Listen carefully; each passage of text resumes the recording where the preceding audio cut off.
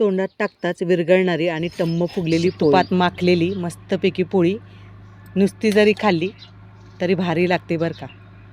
नमस्कार, गोजिरी किचन गार्डनमध्ये आपलं स्वागत आहे. आणि आज आहे होळी. तर होळीच्या सगळ्यांना हार्दिक शुभेच्छा. तर होळी म्हटली की सगळ्यांकडे पारंपरिकरित्या पुरणपोळीच ही केली जाते आणि आज मी देखील होळीच्या पुरणपोळी करणार आहे. तर व्हिडिओ कुठे स्किप न करता पहा. तर चला आता तयारी करूया आपण. तर इथे हरभऱ्याची डाळ घेतलेली आहे. अर्धा किलोच्या आसपास आपली हरभऱ्याची डाळ आपण घेतलेली आहे आणि हरभऱ्याच्या डाळीवरती पावडर वगैरे असू शकते, त्याच्यामुळे स्वच्छ कापडाने आपण इथे पुसून घेतलेली आहे.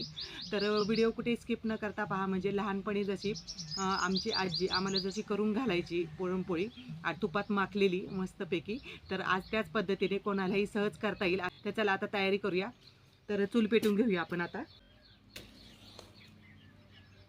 तर आपली चूल चांगली पेटली आहे. आपण कढई ठेवून घेऊया आणि कढईमध्ये आता पाणी टाकूया आपण. तर पुरण शिजवताना पाणी थोडंसं जास्तच टाकायचं, म्हणजे डाळ चांगली मोकळी शिजली जाते. आपण झाकण ठेवूया आणि पाण्याला चांगली खदखदून अशी उकळी आणूया. माझ्या चॅनलवरती जर तुम्ही नवीन असाल आणि चॅनलला सबस्क्राईब केलं नसेल तर नक्की सबस्क्राईब करा असेच नवनवीन व्हिडिओ पाहण्यासाठी, आणि शेजारील बेल आयकॉन देखील प्रेस करा. आता आपल्या पाण्याला चांगली उकळी आलेली आहे. झाकण काढूया आपण आणि खदखदून अशी उकळी आली की मगच आपल्याला डाळ टाकायची आहे.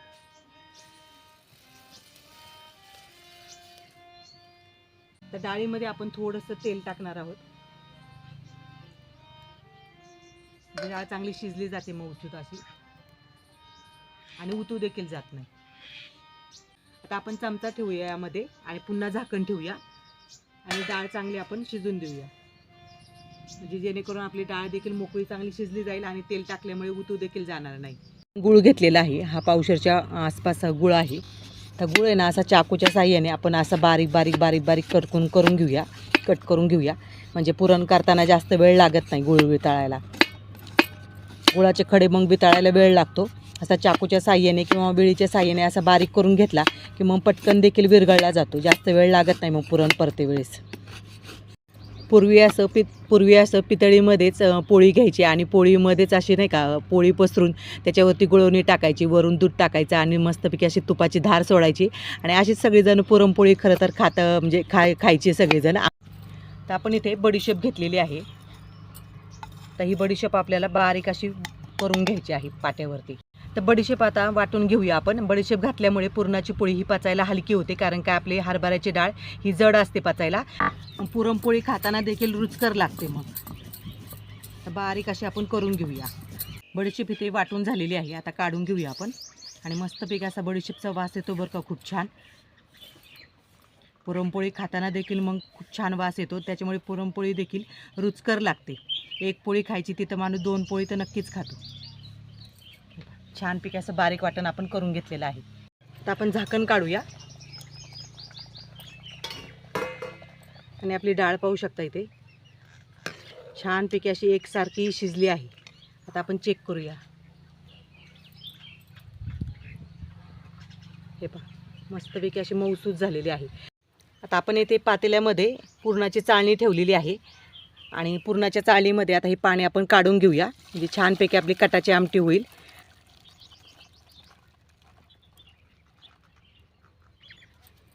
चांगलं पुरण हे निथळून घ्यायचं आणि मग या पाण्याची आपल्याला कटाची आमटी करायची आहे. त्याच्यामुळे पाणी कधी पण जास्त घालायचं, म्हणजे कटाची आमटी देखील चवदार होते.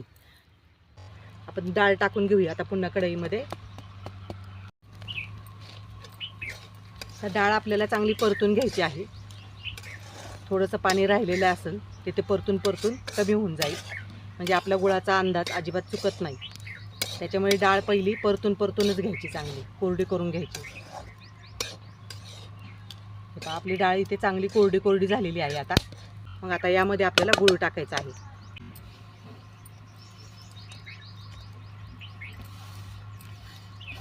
पण जेवढा गूळ किसलेला होता सर्व टाकलेला आहे. आता आपण परतून घेऊया. डाळ गूळ चांगली एकजीव झाली पाहिजे आणि सतत परतत राहायचं आहे, जेणेकरून डाळ खाली लागणार देखील नाही आणि आपलं पुरण चांगलं वाटायला हलकं जाईल इतपत आपल्याला चांगलं असं परतून घ्यायचं आहे. गूळ चांगला विरघळला गेला आहे. पहा, पहिल्यांदा गूळ हा वितळला जातो आणि नंतर मग डाळ आणि गूळ हा एकजीव व्हायला लागतो. मग तेव्हा हे मिश्रण थोडं थोडं घट्ट व्हायला लागतं. बडीशेप घेतली होती ती टाकून घेऊया. आणि इथे आपण जायफळ घेतलेलं आहे, जायफळ देखील आपण किसून टाकूया. जायफळ आणि गुळाचं कॉम्बिनेशन हे खूप छान लागतं. तर तुम्ही नक्कीच असं बडीशेप आणि जायफळ किसून घाला, म्हणजे खूप पोळी छान लागते. तर आजी नेहमी असे जायफळ किसून टाकायची, त्याच्यामुळे पोळी ही खूप रुचकर लागायची कधी पण पुरणाची पोळी. आणि मस्तपैकी असा घमघमाट सुटलेला आहे. तुम्ही देखील असंच पुरण करून छानपैकी अशी पुरणपोळी या होळीला बनवून पहा. आता पुढे पाडवा देखील आलेला आहे, गुढीपाडवा, त्याला देखील अशीच पुरणपोळी करून खा. मस्तपैकी अशी पुरणपोळी करायची गरमागरम. आणि आपण जेवढं प्रमाण घेतलेलं आहे तेवढं परफेक्ट प्रमाण झालेलं आहे. तर दुसरी एक गोष्ट, पुरण झालं आहे ते समजण्यासाठी हे उन्हातलं घ्यायचं आपलं आणि असं ठेवायचं. हे उन्हातलं जर आपलं हल्लं डुललं नाही तर परफेक्ट आपलं प्रमाण झालेलं आहे गुळाचं आणि डाळीचं, हे समजून घ्यायचं. जर पुरण आपलं असं घट पातळ झालं तर हे उन्हातलं असं पडलं जातं खाली. तर आपलं मिश्रण बरोबर झालेलं आहे, त्याच्यामुळे उन्हातलं हे बरोबर असं उभं राहिलेलं आहे. म्हणजे आपलं परफेक्ट असं पुरण आता इथे शिजलेलं आहे. आता यामध्ये आपल्याला थोडंसं चवीनुसार मीठ टाकायचं आहे. सगळ्यात शेवटी मीठ टाकून परतायचं.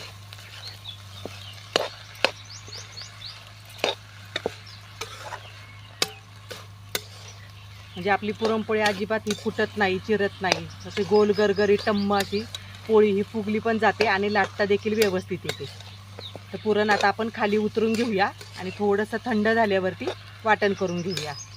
मस्तपैकी पाट्यावरती आपण वाटण करून घेऊया. आता पुरण शिजायला घालायच्या आधी पीठ मळून ठेवलं होतं आणि जसं आपण चपातीला पीठ मळतो ना त्याच पद्धतीमध्ये हे पीठ आपण मळून ठेवलं होतं.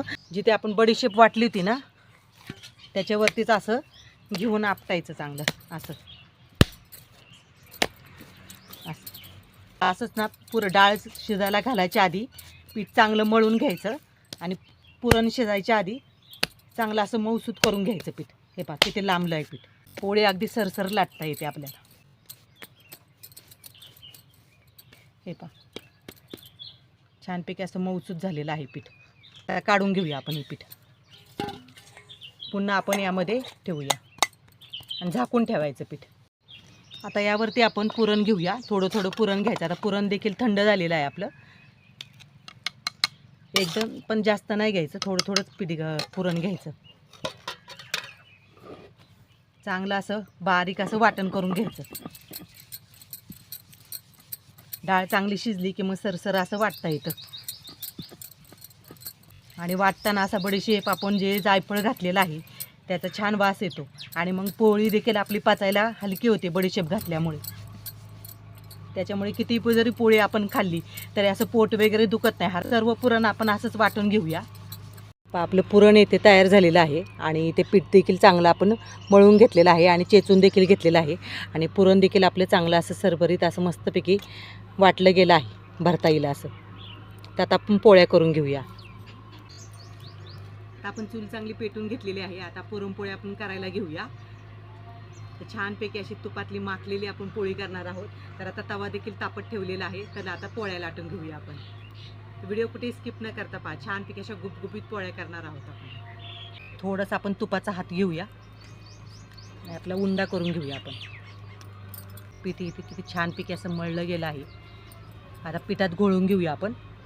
पारी करून घेऊया. अशी छानपैकी अशी पारी करून घ्यायची आणि पुरण भरायचं त्याच्यामध्ये. जेवढं बसेल तेवढं पुरण भरायचं, म्हणजे गुपगुपीत पोळ्या करून घ्यायच्या. हे पहा असे दाबून घ्यायचे.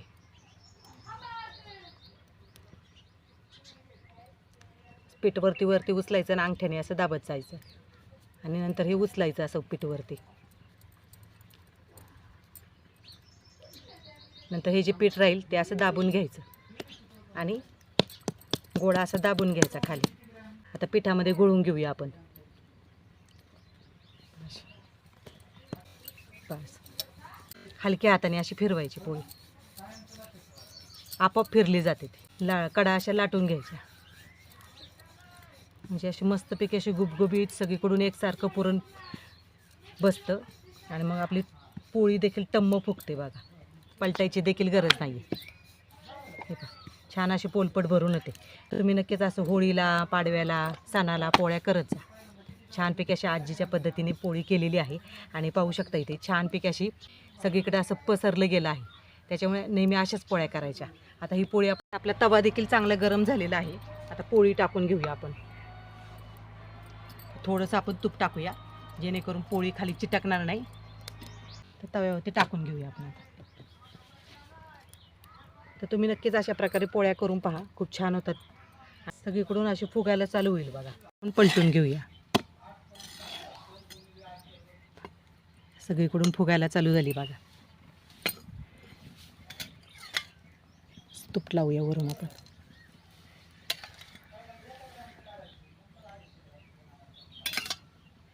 मस्तपैकी अशी टम्म फुगली आहे पोळी, गरीत फुगली आहे. तर पोळी आपण पलटून घेऊया. मस्तपैकी अशी खरपूस भाजून घ्यायची.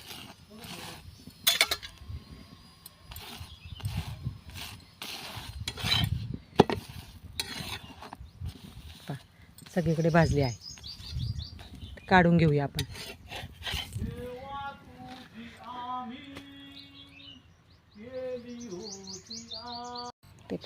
ते छानपैकी अशी पोळी झालेली आहे.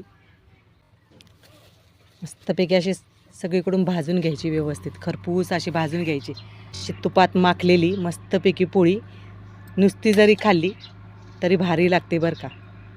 तर तुम्ही नक्कीच अशा प्रकारे पोळी करून पहा, पुरणपोळी, आणि मस्तपैकी आस्वाद घ्या. तर चला भेटूया अशाच एका नवीन व्हिडिओमध्ये.